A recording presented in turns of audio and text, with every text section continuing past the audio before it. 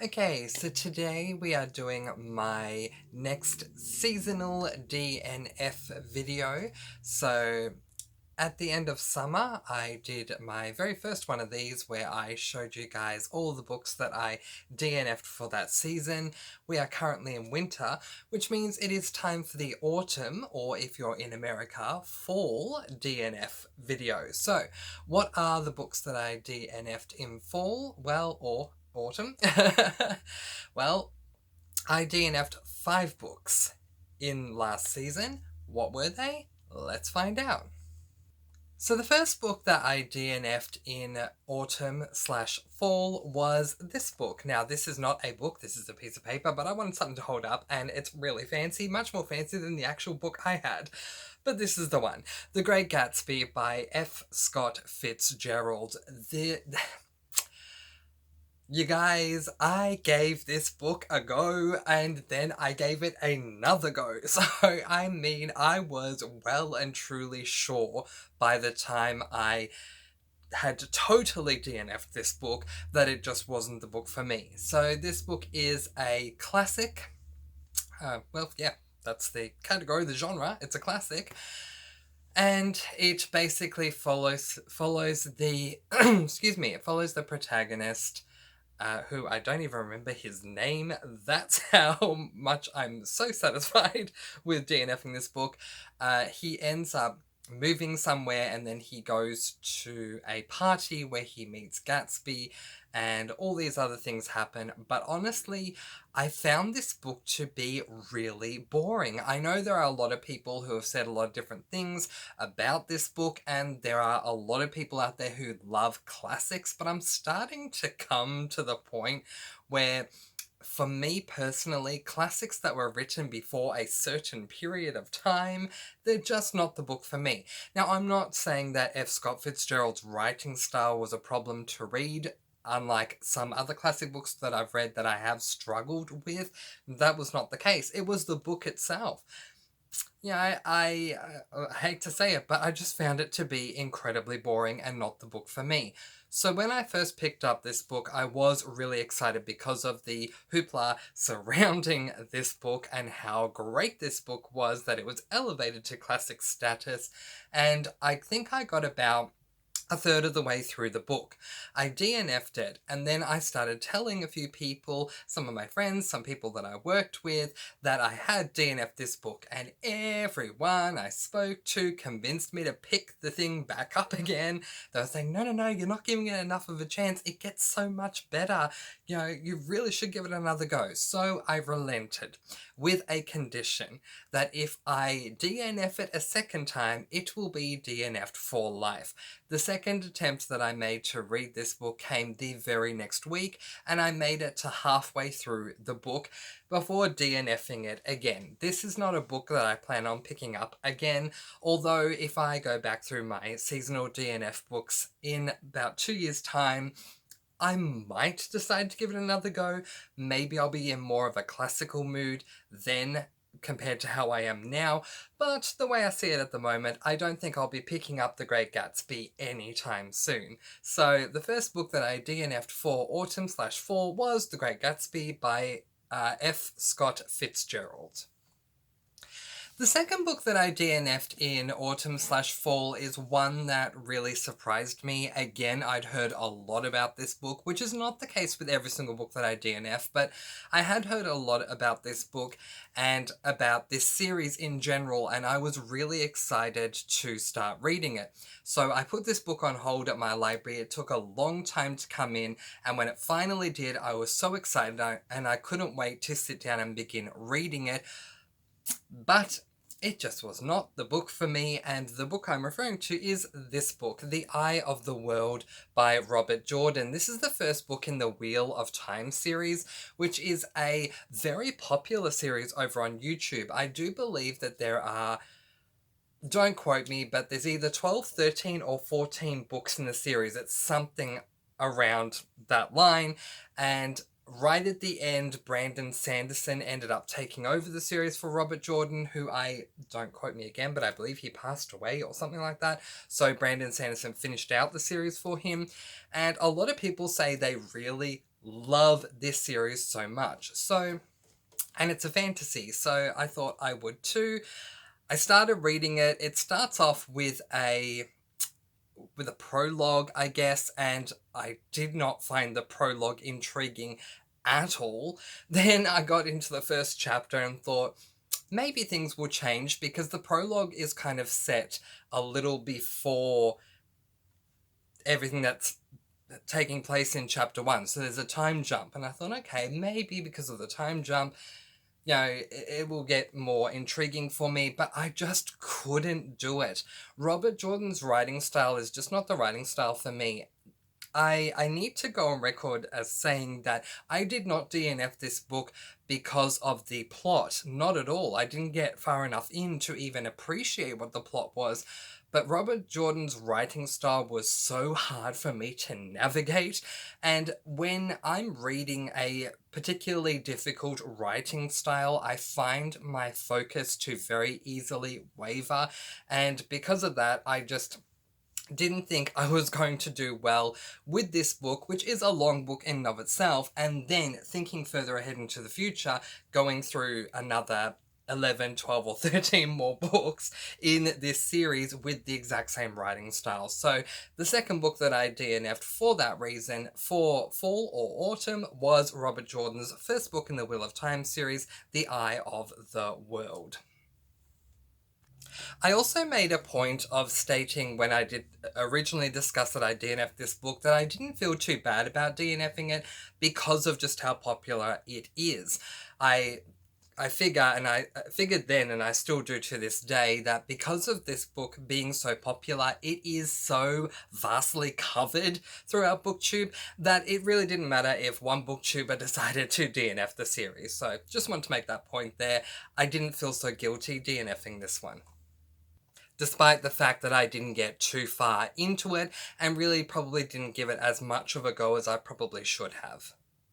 So to the third book that I DNF'd in autumn/fall, and this book I felt tremendously guilty for DNFing because the premise to this book sounded really amazing and I really wanted to love this book. Unlike The Eye of the World, this book is not so popularly discussed on BookTube, and so that also added to the guilt of it. The third book that I DNF'd in autumn/fall was this book, East by Edith Patel.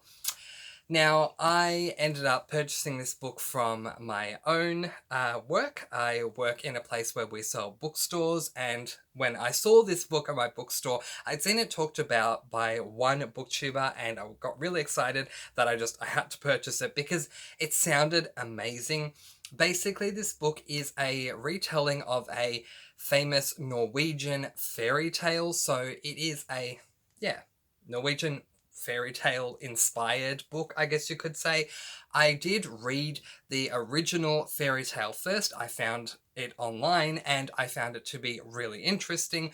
But the problem I had with this book was that there were so many different perspectives that were thrown at me all at once. Within the first, don't quote me, but let's say within the first 30 to 40 pages, there were like 6 different perspectives, and it threw me for a massive loop. Now, I have grown in my reading since the time that I DNF'd this book, to the point where I very recently, in fact a couple of weeks ago, read another book called Six of Crows.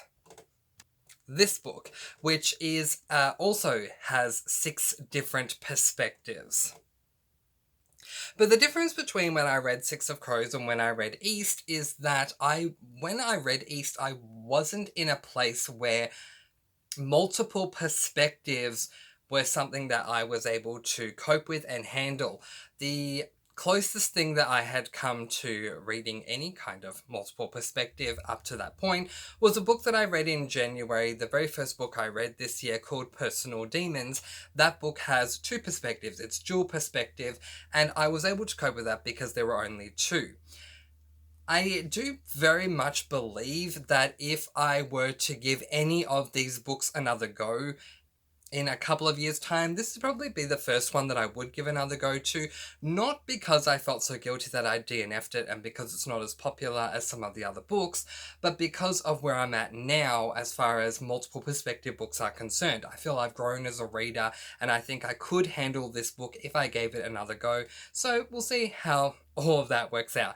But I did not get too far into this book at all. Just like with Eye of the World, I probably got about 50 pages in before I DNF'd it because I just couldn't cope with the amount of multiple perspectives. So that is the third book that I DNF'd in autumn. So to the fourth book that I DNF'd in autumn, and this was a much more recent book that I DNF'd, and that was this book, The City We Became by N.K. Jemisin. This book, I believe, is a fantasy. I think it's an urban fantasy. It is. It's an adult urban fantasy book. And this book, before I explain why I DNF'd this book, I want to give you a little bit of a background to how I ended up in possession of this book. So basically with COVID-19 and everyone being in lockdown, I somehow ended up forging a magnificent relationship with my local bookstore where we got to a point where I could order all these books, pay for them, and actually have the local bookstore themselves deliver the books to me that day that I paid for them, which was absolutely amazing. When they delivered one of the boxes they delivered to me, because I had all the books for that month's TBR coming to me at once, they also included some books within that box complimentarily. They were just giving them to me for free to say thank you. This was one of those books. I knew nothing about the book going in, but I felt that if my local bookstore was going to throw in some books for free, particularly books that I hadn't heard of before, that the best thing I can do is at least give it a chance.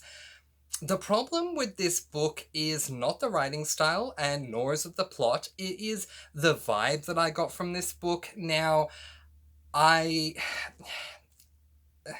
most of the books that I've read so far this year have vibed with me in a good way, whether I ended up giving them 1 star or 5 stars, but I just couldn't get into this book. I just wasn't vibing with it at all. I think I got about 2 or 3 chapters into the book before I knew I had to DNF it. I don't think that N.K. Jemisin wrote a bad book. I mean, I don't know. I didn't make it that far in. But it just wasn't vibing with me at all. It just felt, to me, it just felt all types of wrong. And by wrong, please allow me to be clear on what I'm saying here. I don't mean that N.K. Jemisin is a bad writer, or that her writing style is really tough to read, or as I've already mentioned that the plot is terrible, because I don't know if it is. The writing style was totally fine. It's just the atmosphere that surrounded this book. I literally mean the vibe when I say the vibe. The vibe wasn't meshing well with me at all. And I just had this overwhelming feeling that I wasn't going to be able to like this book because of the vibe that I was getting from it. So I ended up DNFing this book after only a couple of chapters. I feel a little bit guilty that I ended up DNFing a book that I was given complimentarily that I didn't know anything about. But beyond that, if I'm not going to vibe with a book, and if in fact I just feel that the vibe of the book is a bad vibe, and again, I'm not trying to say anything bad against N.K. Jemisin. There are a lot of people out there who have. I've done research subsequent to DNFing this book. There are a lot of people out there who have read this book, who love this book. So I guess it's just personal taste. But yeah, I guess what I'm trying to say is I don't feel so terribly guilty for DNFing a book that I just wasn't vibing with at all, and that I just felt had some bad vibes that were coming off it. So can't really say much more than that. This is the 4th book that I DNF'd in the season of autumn/fall, The City We Became by N.K. Jemisin. So to the final book that I DNF'd in the season of autumn/fall, and this one I did not feel guilty about, but I was really upset with this book after going into this book so excited to read it. I had seen a lot spoken, I had seen a lot talked about when it came to this book. A lot of people had been discussing it on BookTube, reviewing it, and it looked like a really good book. I thought that the premise sounded amazing. I was immediately drawn to the title. I was also immediately drawn to the cover, but it just goes to show that you don't judge a book by its cover, because I ended up naturally DNFing it. So the fifth and final book that I DNF'd in the season of autumn/fall was The Shadow of What Was Lost by James Islington. I was so upset with this book because it just, with the exposure that it was getting on BookTube, and I watch a lot of BookTube myself, as well as being a creator. I'm also a massive viewer of many different creators that have their own BookTube channel. I had seen a lot discussed about this book in a spoiler-free way, and just everything about this book seemed so incredibly enticing that I couldn't wait to start reading it. In fact, when I got this book and I was doing my TBR in the month that I was reading this book, I remember saying before I actually held the book up, you guys, I'm really excited about this one. It's probably the book that I'm most excited about. I can't wait to get to it, and it is The Shadow of What Was Lost. I was just so really happy to finally start reading this book that I had heard so many spoiler-free things about. So I started reading this book. This is a hefty fella. It is over a tome. In fact, this book totals 693 pages. So very long book. And I began reading it, and after the first chapter, I wasn't quite feeling it, but I decided to press on because of just how much I really wanted to love this book. And I kept going. It really wasn't intriguing me at all. Things went down, things happened, and I just kept thinking, the good bit's coming, the good bit's coming. It will come, it will happen. There will be something is going to happen to make me think, yes, it was so worth my continuing to read this. And I got to a certain point in this book where, still completely bored by this book, I decided to look and see how far I had come into the book, and what I had found out was that I had only read to the halfway mark. This was enough for me to say, no, I'm done, I'm DNFing you, because if I can get halfway through a book and nothing about the book is intriguing me whatsoever, then I feel absolutely justified in DNFing the book. Now, I don't remember the book that came after this one, but I do remember saying that I felt even less guilty DNFing this book because the very next book that I picked up was so amazing. So I do believe in DNFing, but my point is that I definitely gave this book a red hot go. I made it to the halfway mark, and I think that is an accomplishment in and of itself. Sometimes when I'm reading a book and it's not really interesting me, but I've made it to the halfway mark, I will push through because I've read to the halfway mark. But because this book is, as I said, 693, close on 700 pages long, the fact that I still had over 300 pages to read, it just wasn't going to happen. So I had no qualms whatsoever in DNFing this book. It became the fifth book that I DNF'd for autumn/fall, and the final book that I DNF'd in autumn/fall. So I just want to make a quick point here about DNFing books, because I know that so many people out there, all different types of readers, have all different types of views when it comes to DNFing. Some people have spoken to me about why I DNF books. Some people really appreciate that I do. Others think that it's downright wrong that I do, and if you start a book, you should definitely finish it. And I just want to explain my thoughts behind DNFing books and, how it all came to be, because I was never a conscious DNFing reader prior to doing my booktube channel. In fact, pretty much all the time that I picked up a book, I finished the book prior to my beginning my booktube channel because I felt that that was what you needed to do. As most of you know, when I first started this channel, I was inspired by a fellow booktuber who is just so amazing. I've mentioned her before. Her name is Murphy Napier. If you have not seen her videos, I definitely recommend them because she's so good. But anyway, and Murphy was talking in one of her videos about DNFing books, what it is, what it means, because one of the things I had to overcome when I first started this booktube channel was terminology. And so for those of you who were like I was back then, like I was back then, thinking, what the heck is a DNF? What does that mean? DNF stands for did not finish. So aside from learning terminology, I also learned from her that it's more than okay to put down a book, to DNF a book, to stop reading a book, call it what you will, but to say it officially, to DNF a book if you're not enjoying it, because why would you keep reading? And it does make sense, and it changed my way of thinking. I then started watching Murphy's DNF videos, and of course that inspired the series that you're now watching the second video of, Seasonal DNFs.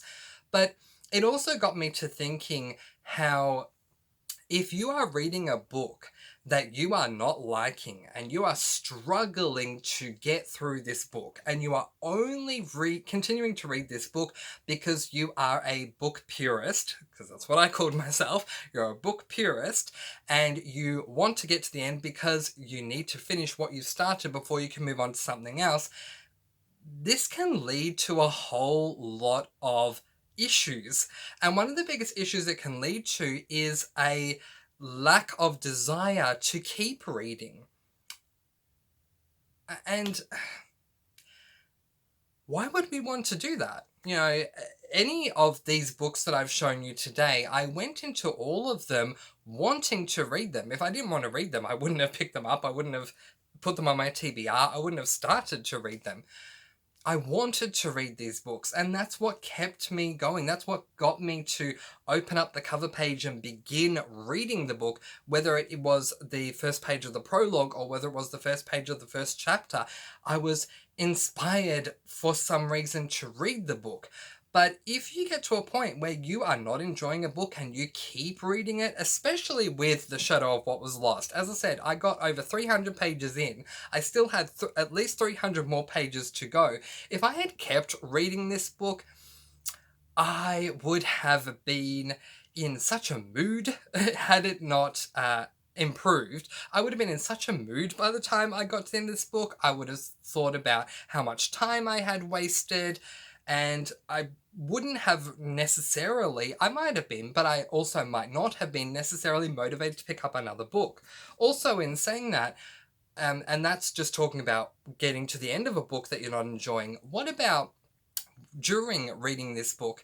How motivated are you as a reader to pick up a book that you're not enjoying, as opposed to a book that, if we go to the complete opposite end of the spectrum, that you are completely obsessed with? And I want to give you a very quick example of the difference between those two.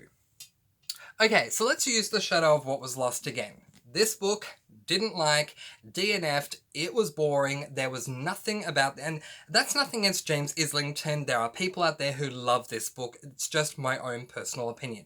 But you take any book where you're feeling the same way as I am with this book. You're reading a book, you don't like it, nothing's interesting you, you've read 300 pages, or maybe a bit less, maybe a lot less, maybe more, and there's just nothing inspiring you to read this book. You just don't want to read this book. It is destroying your passion of reading, versus a book that you are completely obsessed with, like this book for me, my favourite book that I've read so far this year, Mistborn's The Final Empire, the very first book in the Mistborn series.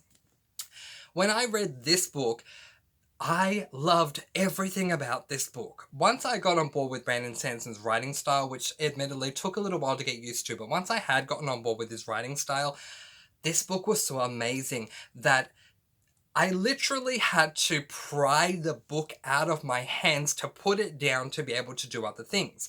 And anytime I was doing something that wasn't reading this book while I was in the midst of, while I had while I was in that in-between stage of having begun but not having finished it, I was thinking about it constantly. I was thinking about the world, I was thinking about the magic systems, I was thinking about the characters. I just wanted to keep picking this book up, whether it was that I was doing chores around the house, whether it was that I was visiting friends. I had times where I was out with friends and we would be sitting together having conversations, and this book would be in my bag, and all I would want to do, as antisocial as it was to pick up this book, go find myself a nice little corner and read, or even just stay seated where I am and just dive right back into this book and not really care about the conversations going on around me. When I was at work, I couldn't wait to get to my break because I knew I could start reading this book again. Massive differences between books that you are obsessed with versus a book that you are not enjoying. So when I finished Mistborn, the book that I was obsessed with, I couldn't wait to begin the second book, which is The Well of Ascension. I couldn't wait to keep reading. Brandon Sanderson revolutionized reading for me. I was excited. I couldn't wait to pick up the next thing. When I DNF'd The Shadow of What Was Lost, I really wasn't looking forward to the next book because you can't help but think about the latest book you've read as you're about to pick up the next book, and at least, if not what's going on in the book, how it's making you feel. And so when I picked up the next book that followed The Shadow of What Was Lost, there was a little bit of anxiety within me thinking, oh my god, I wonder if I'm going to enjoy this book, or am I going to DNF this book, you know? Where with Mistborn, after I'd finished this book and picked up the next one, I was like, well, if Mistborn can make me feel this way, then, oh my god, what's this book going to make me feel about? And this is my point. DNFing DNFing any type of a book is extremely controversial because it's a very polarizing idea as well, because some people are all for it, like I am, and they understand why it needs to occur, and there are so many reasons why it needs to occur. And then there are others out there that are book purists, like I was prior to this year, who believe once you start something, you need to end it. All I'm going to say is this. If you are reading a book that you're not enjoying, I don't see any reason as to why you should have to keep reading it. If you're not enjoying it, what's the point? Really, what is the point? Why are you continuing to read something that is not giving you any joy at all? Now, if you are a book purist and you fall into the category of, well, I've started it, I'm going to finish it, whether I like it or not, that's totally fine, and I have nothing against that. If you want to keep reading that book and you are dedicated to keep reading a book that is doing absolutely nothing for you, that is totally fine. But what I will say is, don't judge those who do DNF, who, when they get to a certain point in a book, realize this is not the book for me, and so they put it down and they pick up another book. Because the bottom line is that there are some people who don't have the resilience after forcing themselves to read such a massive book, or any really number of pages in a book that really did nothing for them, to pick up another one and to keep reading in general. So don't judge people who DNF. I guess that is my point there. Okay, so these are the books that I DNF'd for the season of autumn/fall for 2020. Did you DNF any books this season? Let me know. Comment below and let me know. And if you want to discuss DNFing with me, whether you are for or against it, please do in that comment section below. But again, I want to leave this video by saying don't judge anyone either way. If you know of someone who strictly believes you should never DNF a book, or if you know of someone who always DNFs books, everyone reads in a different way, so let's just all love each other and appreciate that we're all different people. I'm someone who's more than happy to DNF a book, and as I said, if we get to 2 years' time and I'm still doing this booktube channel and I decide that I'm going to pick up one of these books again and give it another go, we'll see how that goes. But in the meantime, I am more than happy to DNF a book that is doing nothing for me. I will leave that there and let you guys go. Peace, blessings, and so much love. Mwah. I post videos every Monday, Thursday, and Sunday with reviews in between. Bye guys, thanks for watching and happy reading. Bye.